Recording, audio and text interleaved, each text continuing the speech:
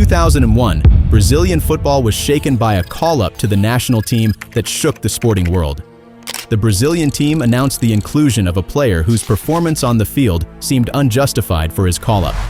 However, the mystery of this decision came to light years later, when the president of the club where the player played confirmed that he had paid to guarantee his presence in the national team. "Yes, we paid for him to play for the Brazilian team, that's all," revealed the president. Then he dropped another bombshell. Yes, a lot of people use this scheme in Brazilian football. However, this story is just the tip of the iceberg. Did you discover anything else in football that left you astounded within football? Completely. For example, the number of call-ups for the Brazilian national team that did not meet merit, only met the marketing need to share profits with businessmen. With each call-up of the Brazilian national team, doubts arise about the choice of certain players, and few can understand the real reason for these decisions. However, what few know is that this saga is much deeper than one imagines, involving everything from mysterious contracts with sports giants like Nike to investigations meticulously conducted by the FBI, which resulted in the conviction and banishment of some presidents of the Brazilian team. It's a story that few people talk about, and today I'm ready to reveal all the secrets to you. As the world celebrated France's victory in 1998, Brazil suffered yet another World Cup slipping from under its nose. The question echoing everywhere was, how did Brazil lose that title? Suspicion soon fell upon Nike, allegedly involved in a murky scheme with the CBF. The situation became so tense that football star Ronaldo Fenomeno was brought before parliamentary investigators to be interrogated about Nike's role in the national team. Well, all of this began after Nike signed a contract with the Brazilian Football Confederation, CBF, an agreement shrouded in strangeness and mysteries. In '96, Nike struck a deal with the CBF, marking it as the largest contract involving a national team and one of the most controversial deals in football history. However, it wasn't just the $160 million paid for a 10-year contract that drew attention to this Nike-CBF deal. Within the clauses of the contract, certain demands raised concerns about Nike's control over the Brazilian team. The sponsor had the right to choose Brazil's opponents in 50 friendlies over 10 years. Furthermore, it required that at least 8 starting players be on the field in these friendly games. The contract also prohibited the CBF from scheduling games in certain countries if Nike already had plans for promotional friendlies in those locations. And as if that weren't enough, the search for new sponsors, regardless of whether or not they were related to sports equipment, would have to be approved by Nike. The presidents practically handed over control of the powerful Brazilian team to Nike. This influence reached its peak during the 1998 World Cup final, not because of the defeat of Brazil, the clear favorite, but because of the inexplicable events surrounding the Brazilian team. Ronaldo suffered a mysterious seizure just hours before the game. The lineup with Edmundo in the Phenomenon's place had already been announced to the world press. However, minutes before the start of the game, there was a sudden turnaround and Ronaldo was named in the starting lineup. Following Ronaldo's subpar performance in the 3-0 defeat to France, rumors emerged that Nike, who also had a personal sponsorship deal with the striker, insisted he play against medical advice. After all, he was seen as the face of the marketing campaign and the team's main striker.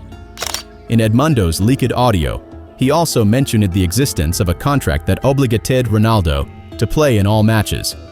In Brazil, Nike became one of the great villains of this defeat.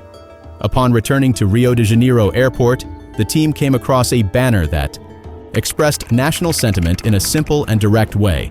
A Brazilian flag with the slogan, Ordem e Progresso, replaced by the word Nike. But this was just the beginning of the tense episode that was yet to happen.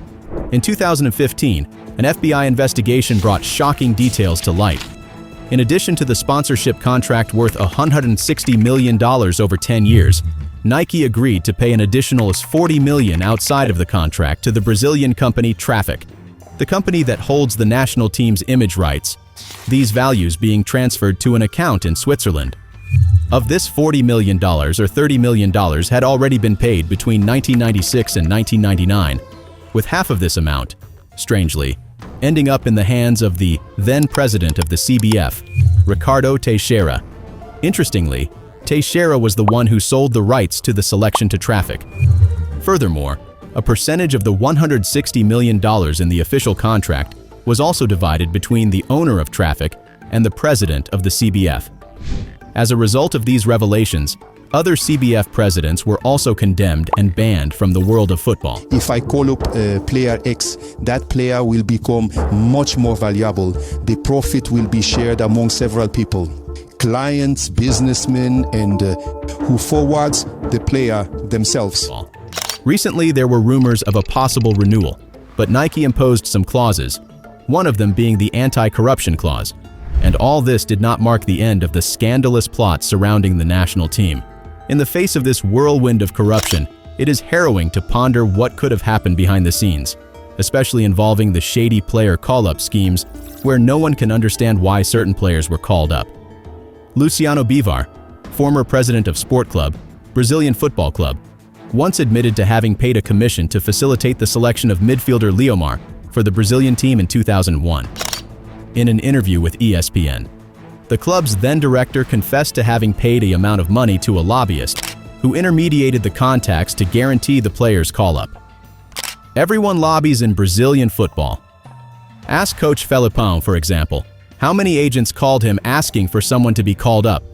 This is the reality of Brazilian football. In the case of the Sport Club player, Leomar, there was indeed payment for summons, said Bivar. At the time, Leomar's call-up caused astonishment in the press and the public. The midfielder became captain of the Brazilian national team and played in the 2001 Confederations Cup. Calls for the Brazilian team always generate discussions. One of the most recent cases was Daniel Alves' call-up for the World Cup in Qatar. The player chosen by Tite had not been on the field for months.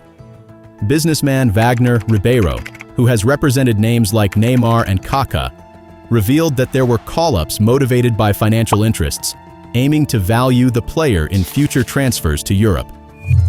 There have been many calls motivated by interests until about 10-15 years ago. Currently, I don't know.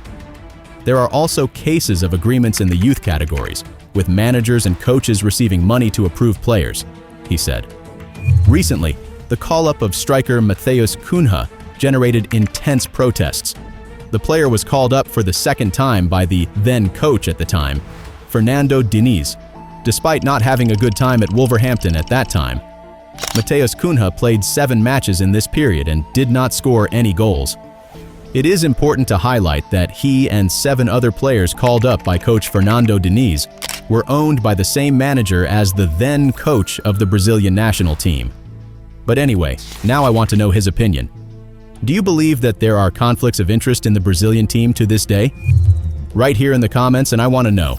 Also take the opportunity to leave your like, which helps us continue to bring new content like this. And don't forget to subscribe to the channel and activate the notification bell so you don't miss new videos.